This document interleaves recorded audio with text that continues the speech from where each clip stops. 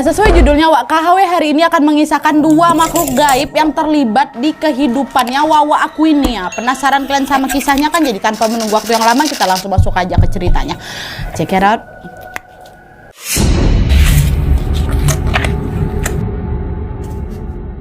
Oke, Wak, jadi kisah yang akan aku bawakan malam ini dikirim sama Wawa aku yang kita sebut aja namanya Tia dari Bali. Halo Tia, halo Bali. Dan seperti biasanya Wak, sebelum aku masuk ke cerita, aku mau jelasin sedikit tentang latar belakangnya si Tia ini Wak ya. Jadi Wak, Tia ini diketahui lahir di Wuku Wayang namanya. Dimana menurut kepercayaan masyarakat Bali, ini kata si Tia nih Wak ya, Wuku itu adalah Wuku keramat. Jadi orang-orang yang lahir di Wuku itu disarankan melakukan ruwatan khusus atau bahasa Balinya itu disebut kayak pebayuhan. Dan FYI Wak, ruwatan itu semacam kayak upacara adat untuk bisa membuang keburukan atau menyelamatkan sesuatu dari gangguan-gangguan kayak gitulah. Dan menurut rumor yang beredar nih Wak ya, orang-orang yang lahir di Wuku ini biasanya punya semacam kepekaan khusus gitu terhadap kehadirannya makhluk halus. Akan tetapi kondisi ini tergantung juga sama indera masing-masing orangnya. Ada yang memang tajam kepekaannya ini, ada juga yang nggak peka sama sekali kayak gitu. Nah, si Tia ini Wak termasuk orang yang nggak begitu peka dengan hal-hal gaib. Makanya sejak dia kecil sampai dia dewasa Wak, dia ini belum pernah mengalami gangguan-gangguan yang aneh-aneh. Hingga akhirnya pada tahun 2011 lalu Wak, Tia mulai mengalami sederetan gangguan mengerikan. Dimana hari itu tepatnya di hari Jumat sore menjelang petang, Tia ini lagi pulang nih menuju ke rumahnya. Waktu itu memang dia baliknya agak telat Wak, karena baru aja selesai mengikuti salah satu kegiatan gitulah, kegiatan ekstrakurikuler di sekolahnya. Dia naik motor tungeng gitu kan. Nah, karena udah kesorean, dia pun bergegas pulang dengan mengendarai sepeda motor. Nah, di sepanjang perjalanan pulang Wak, cuaca sore itu rupanya berkabut, tebal kali kabutnya. Apalagi rumahnya si Tia ini Wak harus melewati hutan-hutan, dan ditambah lagi saat melintasi hutan itu nggak ada motor sama sekali yang melintas. Sendiri aja si Lita pula si Tia ini lewat. Nah, meskipun agak merasa was-was Wak, Tia tetap mengendarai motornya pelan-pelan supaya nggak terjatuh, orang jalan kabut ketutup kok. Nah, di tengah perjalanan mendekati wilayah desanya, Tia melewati sebuah kuburan Wak yang memang terkenal angker. Dan FYI juga posisi kuburannya itu bukan macam di dataran kayak kuburan yang biasa kita temui itu Wak, enggak. Tapi lokasinya ada kayak di atas tebing gitu. Jadi pada saat melintasi kuburan itu, kuburannya ya berarti terletak di atas kepalanya si Tia. Di situ Tia udah deg-degan kali Wak, perasaan udah mulai nggak enak itu. Nah, untungnya tidak berselang lama kemudian di dekat belokan itu ada motor yang nyalip dia dari belakang. Nah, ternyata dia adalah teman sekelasnya Tia, which is sahabatnya Tia juga yang bernama Putri. Putri motong dari belakang saat gitu. Nah, dalam hatinya si Tia dia bilang, alhamdulillah aku ada kawan ini, akhirnya nggak sendirian aku di jalan ini. Dan akhirnya mereka berdua pun mengendarai motor beriringan dengan posisi si Putri itu di depan, Tia di belakang ya. Nah, dengan posisi Tia yang berada di belakangnya si Putri, samar-samar Tia melihat Putri ini kok macam lagi bonceng orang ya. Tapi Tia nggak terlalu yakin Wak, karena waktu itu kan memang lagi kabut tebal kali kan. Sehingga dia sendiri pun ragu nih apa yang ditengok itu benar apa enggak. Dan setelah Tia perhatiin dalam-dalam ya kan, ternyata memang betul Wak, Putri lagi membonceng seorang perempuan di belakangnya. Tia waktu itu tetap nggak mikir aneh-aneh Wak, dia tetap fokus tuh ngendarain motornya. Nah, di momen inilah Wak, secara tiba-tiba nggak ada angin, nggak ada hujan ya, Putri yang posisinya ada di depan Tia itu mendadak terjatuh tersungkur itunya motornya. Tia pada saat itu ada di belakang Putri langsung ngerem mendadak lah kan, dan juga ikutan jatuh juga motornya Wak. Nah, karena khawatir Tia pun langsung bantu bantu si Putri kan. Nah, pas mau nolongin Putri ini Wak, Tia tidak melihat ada perempuan yang tadi Putri bonceng tuh, nggak ada. Mana perempuan tadi? Tadi kan dia bonceng, kok sekarang nggak ada gitu. Tapi lagi-lagi Tia mencoba menepis semua pikiran buruknya dan fokus ke keadaan Putri yang ternyata bukan sekedar jatuh aja Wak, pingsan Putri itu. Nah, setelah beberapa kali membangunkan si Putri, Put bangun, nggak berhasil juga. Dia udah panik kali lah kan, di situ udah mana jalan tuh sepi, nggak ada siapa-siapa, cuma dia sama si Putri pun pingsan. Dan Tia pun ternyata berdarah Wak, akibat ngerem mendadak tadi. Ditambah lagi langit udah mulai menggelap dan tidak ada seorang pun yang lewat di jalan itu. Dan saking paniknya dengan kondisi itu Wak, Tia mendadak nangis lah dia di sana. Aduh, kayak gimana ini Putri, bangun ya Tuhan, tolonglah kami ya Tuhan. Dan beruntungnya Wak, tidak lama kemudian ada nih tetangga si Tia yang lagi lewat. Si bapak ini baru aja pulang dari cari rumput memang untuk ternaknya. Ada nampak tumpuan-tumpuan rumput gitu di belakang motornya ya kan. Nah, karena bapak ini melihat ada dua perempuan terkapar di jalan, beliau pun langsung menghampiri mereka. Nah, setelah mengetahui keadaan mereka, beliau pun langsung membuang itu rumput-rumput yang ada di motornya dan membawa Tia sama Putri ke puskesmas terdekat. Dan posisinya waktu itu berarti mereka bonceng 3, Cenglu. Ya, Putri di tengah. Putri masih pingsan nih waktu Putri di tengah, si Tia paling belakang. Dia ngejagain si Putri biar nggak jatuh. Dan untuk sementara motor mereka berdua itu ditinggalkan aja dulu di lokasi kejadian, ditepikan. Yang penting kondisi Putri sama si Tia ini segera ditangani ya kan. Nah, singkat cerita, Wak, setelah sampai di puskesmas, Putri pun langsung mendapatkan perawatan. Sedangkan Tia mengalami satu keanehan lainnya, Wak. Kalian ingat kan tadi lutut sama kakinya si Tia ini kan berdarah-darah gegara jatuh ya kan. Nah, pada saat udah di puskesmas itu Tia ngecek lagi. Waktu dia ngecek ternyata kaki sama lututnya bersih, Wak, nggak ada luka sama sekali, nggak ada darah sama sekali, goresannya nggak ada, aman aja kaki dia. Kok tadi ada luka sekarang nggak ada, kayak gitu, Wak. Janggal kali lah pokoknya. Nah, meskipun merasa janggal, Wak, dia mengabaikan juga tuh keadaan kayak gitu. Dia tetap berusaha positif thinking. Wah, aku tadi salah lihat aku tadi. Dah tuh nggak lama kemudian orang tuanya si Putri ini pun datanglah ke puskesmas. Dan setelah dirasa kondisi Putri udah cukup aman, Tia barulah pamit pulang, Om, Tante, Putri aku balik dulu ya katanya. Nah, balik nih. Nah, keesokan harinya, Wak, Tia dan teman-teman sekelasnya mengunjungi Putri buat ngejenguk si Putri dengan Nenek nih. Karena waktu itu si Putri ini belum masuk ke sekolah. Sesampainya di rumahnya si Putri, mereka ngobrol-ngobrol seperti biasa dan mendoakan Putri ini supaya cepat sembuh. Nggak lama kemudian mereka pun berpamitan pulang. Nah, di saat giliran si Tia ini mau pamit, Wak, Putri tiba-tiba bisik ke si Tia. Ti, kok jangan balik dulu ya, Tia. Aku mau nanya sesuatu sama kau, katanya. Hah? Nanya apa? Udah, sini aja lah aku dulu, biar aja mereka pulang duluan. Sini dulu. Ah, iyalah. Dah, dia nggak jadi balik. Dia tetaplah stay di kamarnya si Putri kan. Kawan-kawan udah balik tuh. Nah, setelah kondisi agak sepi, Putri pun tiba-tiba nangis, Wak. Nangis dia sambil bilang, Ti, kemarin kau tahu kan pas aku jatuh tuh, kau ada di sana kan? Berarti kau ada nengok kan apa yang aku bonceng, kata si Putri. Iya, Put. Aku lihat, Put. Ti, kau tahu nggak, Ti? Sebenarnya aku tuh diikutin terus sama dia. Aku nggak tahu salahku apa. Pokoknya dia sering gangguin aku, Ti. Nah, di momen inilah si Tia tiba-tiba mendadak ke flashback lagi sama kejadian sore itu, Wak. Jadi ceritanya waktu dia melewati jalan sepi itu tadi, mereka berdua melewati jalan sepi itu tadi, sebenarnya Tia sudah melihat pemandangan yang sangat mengerikan. Kalian tahu apa? Jadi ternyata perempuan yang dibonceng sama Putri itu secara mendadak memutar kepalanya 180 derajat ke arah si Tia, tau kalian? Padahal posisinya masih menghadap ke depan tuh, yang mutar tuh kepalanya aja, Wak, ke belakang, macam nggak ada tulang leher tuh kalian. Nah, belum selesai rasa terkejutnya si Tia waktu itu, Tia melihat wajah perempuan itu apa, Wak, berdarah-darah sambil menampakkan senyumnya yang lebar kali, bahkan saking lebarnya nih, Wak, ya kata si Tia, perempuan itu tersenyum sampai ujung bibirnya nyentuh ke bagian mata, bukan telinga lagi, Wak, mata. Nah, macam mana tuh? Bagian sini lah yang buat aku merinding tuh bayang-bayang aku, Kelvin. Nah, disitulah Wak, Tia pun jujurlah menceritakan apa yang dia lihat tadi sama si Putri. Nah, karena tidak pengen menambah beban pikirannya si Putri, Tia akhirnya bilang, udahlah, mulai sekarang kita sering-sering sembahyang sama berdoa sama Tuhan aja ya, Put, ya, biar kita nggak diganggu, kata si Tia. Udah, nggak usah ngobrol lagi, kita ngobrol-ngobrol aja lah yang lain-lain, Wak. Udah, akhirnya mereka pun kemudian ngobrol-ngobrol lah, ngobrol seperti biasa, melupakan hal itu sampai nggak kerasa udah jam 4 sore. Dan di saat Tia ini mau pamit pulang, Wak, entah kenapa mata Tia ini tertuju pada rambutnya si Putri. Kenapa? Karena di rambut Putri itu ada macam gumpalan rambut kusut gitu, Wak, kayak nempel gitu di rambutnya. Dan gumpalan rambut ini beda sama rambut aslinya si Putri bentuknya, Wak. Rambut Putri panjang, ini macam ada gumpalan rambut nyasar gitu di rambutnya si Putri. Tia yang memang penasaran itu rambut apa, dia pun langsung izin lah sama si Putri, Put, ini rambut apa nih, Put? Ku ambil lah, Put, ya. Ganggu, Put, katanya. Nah, pas mau diambil, Wak, Putri agak teriak kesakitan. Sakit, Wak, sakit. Ternyata nempelnya kuat kali rambut tuh sama rambutnya si Putri. Nah, karena nggak bisa dicopot, akhirnya si Tia ngambil gunting lah, dipotongnya rambut kusut itu, gumpalan rambut kusut itu. Dan setelah berhasil diambil, Wak, entah kenapa Tia melihat wajah Putri ini jadi lebih seger kali gitu, Wak. Padahal sebelumnya wajah Putri masih pucat kali. Tapi di sini Tia diam-diam aja, dia nggak bilang apa-apa tuh. Dan nggak lama kemudian Tia yang memang masih megang gumpalan rambut-rambut itu ngerasa tangannya tiba-tiba panas, Wak. Panas. Dan epiknya lagi, Tia tiba-tiba mendengar bisikan halus di telinganya yang mengatakan, bakar sebelum jam 6, katanya. Tapi dia nggak pakai bahasa Indonesia, Wak, ya, aslinya dia pakai bahasa Bali. Mendengar itu Tia pun refleks langsung keluar kamar si Putri dan minta izin sama mamanya Putri untuk diantarkan ke dapur dan mencari kompor.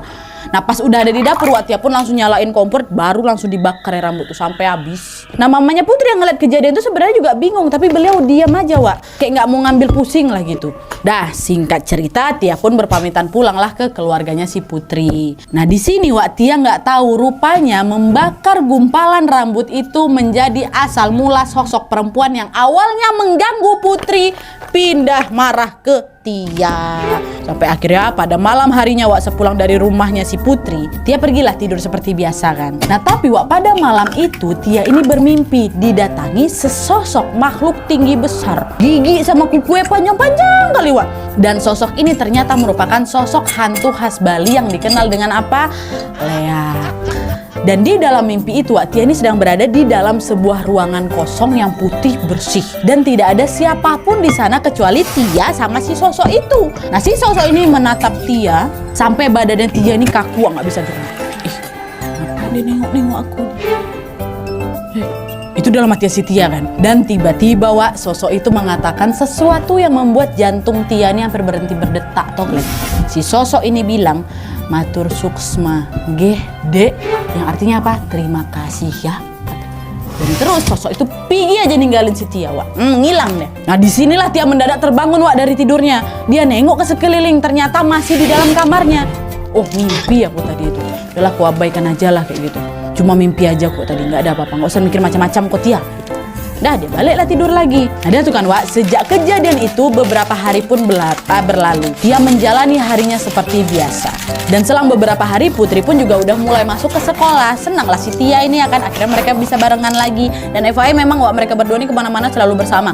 Jajan ke kantin sama, ke toilet juga sama. Macam kalian sama bestie kalian waktu zaman sekolah dulu lah. Nah hingga sampai suatu hari Wak, waktu mereka ini mau menuruni tangga di sekolah, tiba-tiba saja Putri ini macam ada yang ngedorong gitu dari belakang. Tia yang refleks ngelihat kejadian itu langsung megangin bajunya Putri kan biar nggak sampai jatuh Putri nih. Dan sampai sini pun mereka nggak ada mikir aneh-aneh Wak. Mereka cuma mikir oh tadi tuh kepleset aja karena lantainya licin. Tapi anehnya Wak, di hari itu hampir seharian Putri itu mau terpleset terus rasanya.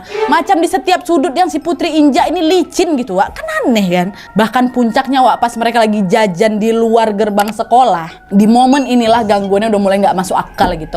Kalian tahu, jadi waktu itu kan mereka harus menyeberang jalan dulu tuh baru sampai ke warung tuh kan. Nah pas baru jalan beberapa langkah meninggalkan sekolah, Putri ini tiba-tiba berhenti dan diam tetap di tengah jalan raya. Bengong dia di tengah jalan tuh Ini jalan raya lalu mobil macam patung dia. Nah Tia yang panik pun berusaha menyadarkan kawannya kan, woi Putri bangun, kok ngapain kok di sini? Minggir dikit, bahaya di sini, oi. Disadarkan sama Putri beberapa lama tetap nggak berhasil Wak. Putri tetap nge-freeze aja di situ tuh Hingga kemudian dari arah berlawanan muncullah sebuah truk besar yang lagi mendekat ke arah mereka Wak. Dan di titik inilah Putri baru tiba-tiba tersadar dan dia langsung lari menuju ke pinggir jalan. Diikutin sama si Tia karena kan Tia ngegandeng tangannya si Putri waktu itu. Nah pas udah di pinggir itu Putri langsung shock berat. Ngapain aku di sana tadi ya Tia? Hampir aja aku mati ketabrak ya Allah Tia. Itulah aku pun nggak tahu entah kenapa pula aku tegak-tegak di situ. Udah aku sadarin kau berulang kali tetap aku diam aja. Ngapa kau? Nggak tahu aku Tia. Aku nggak tahu kenapa aku kayak gitu katanya. Dan karena kejadian itulah mereka berdua nggak jadi pergi ke warung. Balik lagi ke kelas. Nanti mau ketabrak si Putri itu Wak. Dan mereka berdua mencoba untuk melupakan kejadian itu dan menjalani hari-hari seperti biasanya. Akan tetapi Wak, justru disinilah gangguan yang lebih menyeramkan mulai menghantui Tia. Masuk.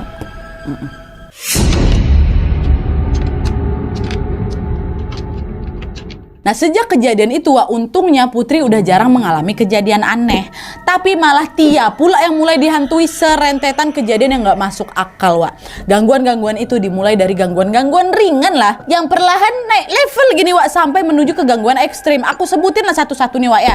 Jadi gangguan ini awalnya hanya kayak berupa barang-barang di sekitar Tia yang tiba-tiba bergerak. Atau tiba-tiba ada suara orang yang manggil-manggil namanya Tia, padahal nggak ada siapa-siapa di situ. Nah di titik ini Tia juga mengabaikan gitu aja Wak, karena macam dia udahlah nggak penting itu gitulah. Bahkan pernah juga Wak, pada suatu malam sekitaran jam 12 Tia ini kebelet pipis. Bangunlah dia dari kasurnya kan. Tapi karena dia ini juga takut keluar kamar mau pipis, dia mencoba untuk menahan pipisnya itu sebisanya Wak. Udahlah nggak usah pipis lah, aku tunggu pagi aja lah baru aku pipis katanya. Tapi sialnya Wak, sekitar jam 2 malam dia tuh macam udah nggak tahan lagi. Macam mana nahan kencing kan nggak enak kan Wak. Akhirnya dengan terpaksa dia pun berlari lah menuju ke kamar mandi. Nah pas dia lagi pipis itu tiba-tiba Tia ini dengar ada suara cewek yang ketawa. Tapi suara tuh terdengarnya samar-samar, Wak. Di situ rasanya jantung Tia meledak, nah dia rasanya. Dan seluruh badan aku langsung keringetan. Kenapa? Karena kan konon katanya kalau misalnya suara ketawa ini keras sekali, berarti dia jauh. Kalau di suaranya pelan, berarti dia dekat. Akhirnya tanpa babi bu, setelah pipis, Tia pun langsung keluar dari kamar mandi dan menuju lagi ke kamar. Nah, pada saat dia melewati dapur, Tia melihat bibinya atau tantenya lagi senderan gitu, Wak, di tembok. Senderan, nyender. Dan tiba-tiba beliau bilang, "Tumben kau bangun jam segini, Tia?" "Iya, Bi, kebelet pipis aku." Nah, di sini sebenarnya Tia udah ngerasa aneh, Wak. Kenapa? Karena tumben-tumben kali nih bibi aku bangun jam segitu, jam 2 loh itu, Wak. Udah mana nanyain aku pakai posisi bersandar di tembok kayak gitu lagi, dan bersandar. Tapi lagi-lagi Tia pun nggak ngambil pusing soal hal itu, dia pun mencoba kembali tidur. Nah, selang beberapa menit kemudian, Wak, pada saat mencoba memejamkan mata, Tia mendengar suara berisik kali di dapur. Macam ada suara orang berantakin peralatan dapur tuh, macam panci, wajan, sutil, semua bunyi gitu. Tang heboh lah, Wak. Di sini pun Tia masih positif thinking kali. Oh, mungkin tante aku lagi siap-siap mau jualan pagi tuh. Karena memang, Wak, tantenya si Tia ini memang buka warung dan biasanya pergi ke pasar sekitar jam 5 pagi. Oh, mungkin tante aku mau buka warung lebih awal kali, makanya udah masak sekarang. Dah tuh pagi harinya waktu dia siap-siap mau berangkat ke sekolah, dia ketemu lagi sama bibinya ini, sama si tantenya. Dia nanya, "Bi, tumben hari ini masaknya pagi kali, jam 2 udah bangun, Bah." "Mana ada bibi bangun jam segitu, ini aja bibi baru bangun." "Saya." Seketika si Tia pun langsung terdiam, Wak. "Ah, terus yang tadi malam ku ajak ngobrol tuh siapa? Yang gerasak-gerusuk di dapur tuh siapa?" "Hah? Bukan bibi?" Enggak ada. Ya Allah. Dan semenjak kejadian itu, Wak, sebenarnya masih ada lagi gangguan-gangguan lain yang dialami sama si Tia, tapi memang nggak begitu parah. Hingga akhirnya dia mengalami satu kejadian yang cukup mind blowing kali buat aku, dimana pada suatu hari Tia ini pernah mendadak sakit parah, Wak, yaitu sakit kuning memang, atau penyakit hepatitis yang menyerang hatinya si Tia. Dan karena kondisinya lumayan parah, dia akhirnya dirujuklah ke rumah sakit. Dan waktu itu Tia nggak masuk sekolah hampir 1 minggu lamanya tuh, Wak. Nah, di 3 hari pertama berada di rumah sakit itu, dia mulai mengalami kejadian di luar nalar, dimana waktu itu sekitar jam 11 malam ada seorang suster yang masuk ke kamarnya si Tia. Dan kebetulan waktu itu keluarganya si Tia ini lagi yang lagi nungguin si Tia ini lagi ke toilet. Jadilah si Tia ini sendirian di kamar tuh kan. Waktu suster tuh masuk, Tia santai-santai aja. Dia mikir, oh mungkin suster ini mau ngecek info saku. Nah, tapi, Wak, di sini mulai ada yang aneh. Kenapa? Karena suster yang satu ini beda sama suster-suster biasanya yang rambutnya diikat rapi ke belakang kayak gitu kan, Wak. Ini enggak, Wak. Untuk pertama kalinya Tia ini melihat suster itu rambutnya panjang kali digerai sama dia, nggak diikat. Dan ketika mendekat ke tempat tidurnya Tia, si suster ini tiba-tiba mengeluarkan pisau kecil dari bajunya, Wak. Dan seramnya lagi, dia ngeliatin si Tia matanya melotot. Di titik ini seluruh anggota tubuh aku, nah dia udah nge-freeze, nggak bisa gerak sama sekali. Mau teriak, aku nggak bisa, katanya. Dan semakin lama suster itu pun semakin mendekatkan wajahnya ke wajahnya si Tia. Lalu dia berbisik di telinganya Tia, "Kau mau mati ya?" katanya. Udah macam mau lepas jantung aku, nah dia takut kan, tapi aku nggak bisa bergerak, nggak bisa kabur, gimana? Dan dengan tiba-tiba, Wak, suster itu langsung menancapkan pisau kecil yang dia bawa itu tepat ke atas tangannya si Tia. Dan waktu tertancap itu, Wak, Tia langsung berteriak macam orang kesurupan. Gitu. Bukan kesakitan, macam orang kesurupan gitu, Wak. Dan seketika semua keluarga Tia pun langsung menghampiri si Tia dan menenangkan Tia. Suster tuh udah hilangnya kayak gitu, Wak. Nah, disitulah Tia nangis sekencang-kencangnya sampai tubuhnya si Tia ini bergoncang. Tapi pada saat itu Tia ini nggak bisa mengucapkan sepatah kata apapun selain teriakan gitu, Wak. Hingga akhirnya keluarga Tia yang khawatir ini pun langsung memanggil dokter untuk diberikan obat penenang si Tia tuh. Dan setelah sedikit tenang, Tia pun baru menyadari ternyata tangan yang ditancapin sama pisau sama suster tadi itu nggak kenapa-napa, nggak ada bekas darah, nggak ada, polos. Nah, barulah di sini Tia udah mikir aneh-aneh, kenapa aku akhir ini digangguin terus ya? Tapi dia ini nggak bisa cerita ke siapa-siapa, Wak, termasuk sama orang tuanya. Kenapa? Gara-gara orang tuanya Tia ini tipikal yang skeptis kali lah, nggak percaya sama hal-hal gaib kayak gitu, Wak. Udah dia pendam aja lah sendiri akhirnya kan. Nah, terus singkat cerita Tia ini pun udah baikan, terus diizinin balik ke rumah. Akan tetapi dia belum bisa langsung ke sekolah, Wak, karena masih dalam masa kayak pemulihan gitulah. Nah, sekarang gantian pula Putri yang jengukin si Tia ya kan. Dan sesampainya di rumahnya Tia, Wak, kalian tahu Putri ini tiba-tiba nangis kejer kali. Tia, kata tiba-tiba ngejenguk, bukannya menghibur malah menangis. nangis depan si Tia. Tia yang melihat tingkah aneh kawannya itu pun langsung nanya, kau kenapa Putri, ngapa kau nangis? Dan disitulah Wak Putri mengatakan, aku minta maaf ya. Kayaknya setan yang neror aku ini sekarang udah gantian neror kau. Katanya, apa maksud kau nih Put? Kau ingat kan sosok perempuan yang senyum yang ngeri kali kau bilang tuh? Dia udah gak ganggu aku lagi, Tia. Udah gak ada. Sekarang malah kau yang jadi digangguin kan, katanya.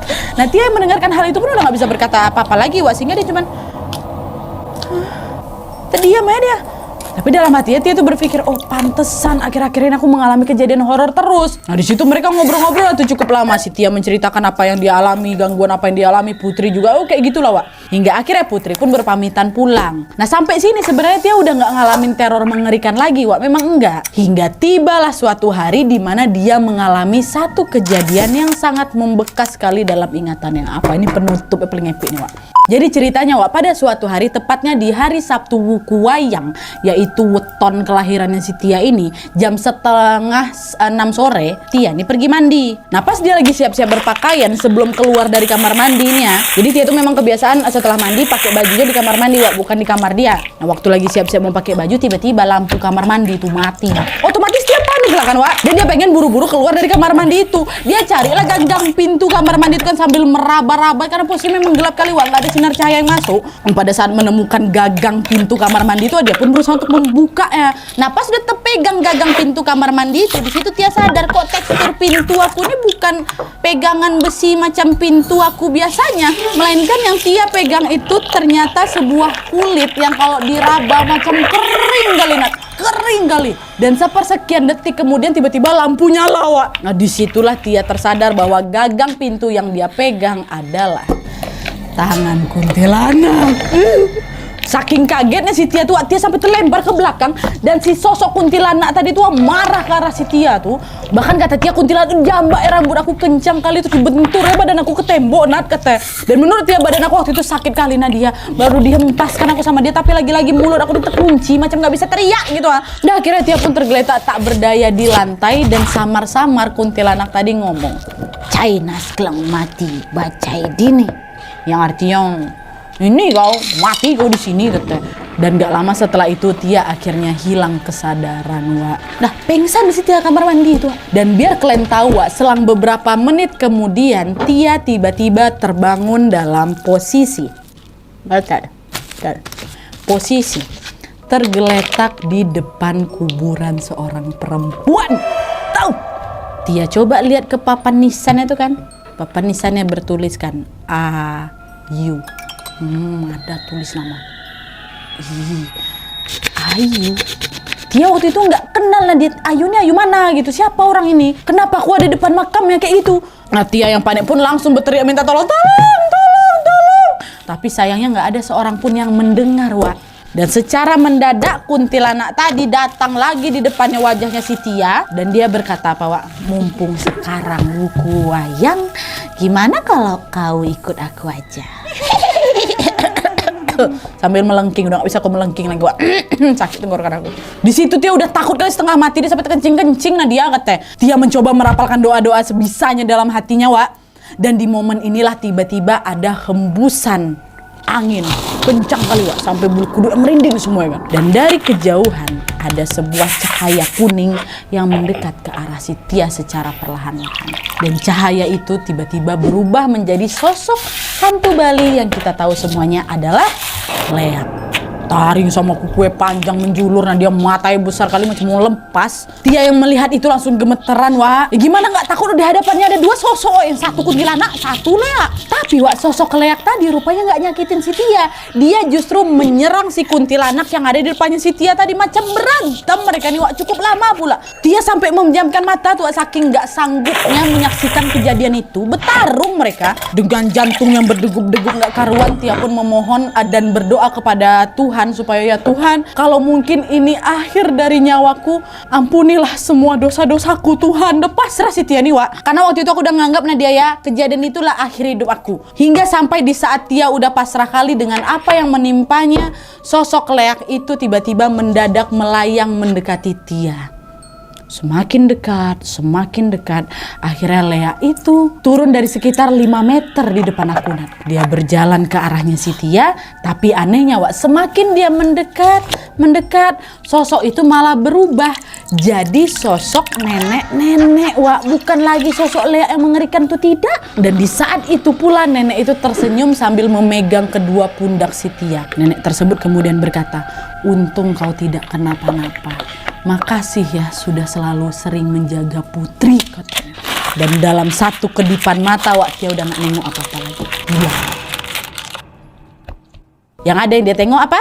Tiba-tiba dia terbangun di tempat tidurnya pada saat pagi hari. Bukan dekat kuburan, area kuburan itu lagi, bukan. Rupanya apa, Wak? Pada saat Tia ini mengalami kejadian mati lampu di dalam kamar mandi itu, dia nggak balik ke kamar sebenarnya, Wak. Tidak. Dia ditemukan keluarganya dalam kondisi pingsan di kamar mandi. Sehingga Tia pun langsung dibopong menuju ke kamarnya. Tia pun berusaha lah untuk mencerna semua kejadian nggak masuk akal yang baru aja dialami itu, Wak. Itu tuh tadi tuh beneran apa aku mimpi nih? Tapi kalau aku mimpi kenapa kok kerasa nyata kali, Nat? Barulah dari situ Tia pun memberanikan diri untuk bercerita kepada Putri. Memang waktu itu lagi-lagi Tia nggak cerita ke orang tuanya, Wak. Pasti aku dibilang halusinasi sama orang tua aku. Nah, orang tua aku tuh skeptisnya bukan main. Udah diceritain lah sama Putri semuanya kan, tangtung. Nah, karena terlanjur penasaran, Tia pun memutuskan untuk pergi ke orang pintar lagi, Wak. Namanya ini Pak Yadi lah kita sebut. Kebetulan rumah Pak Yadi ini nggak jauh dari rumahnya si Tia. Untuk apa? Untuk menanyakan perihal mimpi tadi. Dah pergilah si Tia ke sana kan, ditemanin sama si Putri juga nih. Nah, sesampainya di rumah Pak Yadi ini, Wak, mereka belum ngomong masalah yang ingin ditanyakan lagi belum.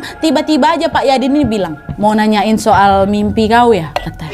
Di situ Tia sama Putri pun kaget lah. Kok bisa tahu bapak ini? Dan gak lama kemudian Pak Yadi pun sembayang, Wak, dan meminta izin kepada entitas semesta untuk menceritakan kisah sebenarnya kepada Tia dan Putri. Saat itu mereka pun kemudian disuruh sama Pak Yadi untuk meminum 3 tetes air gitu lah, Wak. Dan beberapa menit berselang mereka pun mendadak ngantuk berat. Si Tia sama si Putri ini ya ngantuk kali, Nat. Dan akhirnya tertidur berdua. Nah, di dalam tidurnya ini lah, Wak, mereka bermimpi. Ini benang merah ini. Nih, mereka bermimpi sosok almarhum kakeknya Putri yang sedang menyelamatkan seorang gadis dari kejaran tentara Belanda. Nah, karena merasa telah berhutang budi, gadis itu pun kemudian berjanji sama si kakeknya Putri ini, "Makasih ya, Mas, aku janji bakal jagain kau dan seluruh keturunan kau." Nah, ternyata, Wak, gadis yang diselamatkan kakek ini menekuni sesuatu ilmu gaib dalam kepercayaan Bali yang digunakan untuk tujuan yang baik. Nah, siapa si gadis ini? Gadis ini adalah sosok Leak yang menyelamatkan Tia waktu Tia disakiti kuntilanak jahat yang lagi bertarung sama kuntilanak itu. Inilah gadis nih, tapi sosoknya Leak. Ya, nah di sisi lain mereka juga diperlihatkan seorang gadis cantik kali, dia cantik kali, rambutnya panjang. Dan gadis itu bernama Ayu ini ternyata jatuh cinta sama bapaknya Putri. Akan tetapi bapaknya Putri menolak si Ayu ini dan memilih untuk menikah dengan ibunya Putri. Karena sakit hati, Ayu pergilah dia ke dukun dengan tujuan apa? Mau mencelakai seluruh keluarganya si bapak Putri. Tapi keluarga Putri ini tidak pernah terganggu secara ekstrim itu, Wak. Gara apa? Gara mereka selalu dijaga sama Lea. Tadi itu jelmaan nenek baik yang udah diselamatin kakeknya si Putri itu diganggu sama si Ayu, nggak tembus, nggak bisa, nggak ada, mereka nggak ngalamin gangguan ekstrim, biasa-biasa aja keluarga si Putri ini. Nah, saking frustasinya gangguan-gangguan itu nggak kunjung tembus juga ke keluarga si Putri, Ayu pun memutuskan untuk mencari ilmu yang lebih besar dan yang lebih sadis, ya, yaitu dengan cara melakukan perjanjian dengan iblis dan menyerahkan nyawanya secara cuma-cuma. Akhirnya Ayu dengan sengaja membunuh dirinya sendiri untuk melancarkan aksi balas dendamnya itu, paham ya? Makanya itulah arwahnya si Ayu ini bergentayangan, Wak. Jadi apa? Jadi kuntilanak dan terus ganggu siapa? Keluarga si Putri. Meskipun tidak pernah ada sekalipun yang berhasil. Yang ada malah arwahnya si Ayu ini jadi nggak tenang. Udah dikasih lah ibaratnya nyawanya tuh kan, tapi tetap juga nggak bisa mencelakai keluarga si Putri. Ya mereka memang diteror-teror, tapi nggak yang ekstrim kali itu loh, sesuai keinginan si Ayu. Nah, karena gagal terus, akhirnya gangguan kuntilanak ini justru berganti sama si Tia. Karena apa? Karena Tia lahir di Wuku Wayang, di mana rawan kali diganggu sama makhluk-makhluk gaib menurut kepercayaan masyarakat Bali, kata si Tia. Dan ditambah pula kuntilanak ini, Wak, dendam kali kan sama si Tia. Gara-gara apa, masih ingat Glenn? dibakar ya gumpalan rambut yang ada di kepala Putri itu, karena hal itu yang bisa buat dia melekat sama siapa, sama si Putri. Makanya itulah jadi si Tia terus yang diganggukan, bahkan mau ngilangin nyawanya si Tia tuh. Nah jadi itu dia Wak, asal usul si kuntilanak ini sama si Lea ini. Sebenarnya kuntilanak sama Lea ada di skup keluarganya si Putri, mau mengganggu keluarga si Putri dibantu sama si Lea. Tapi gara-gara Tia memusnahkan hal yang bisa melekat ke keluarganya si Putri, yaitu rambut tadi, si Tia ini pula yang diganggu. Pas pula dia uku wayang ya kan, oh ini santapan aku nih kata si kuntilanak itu. Cuman Lea nya jadi nggak tega.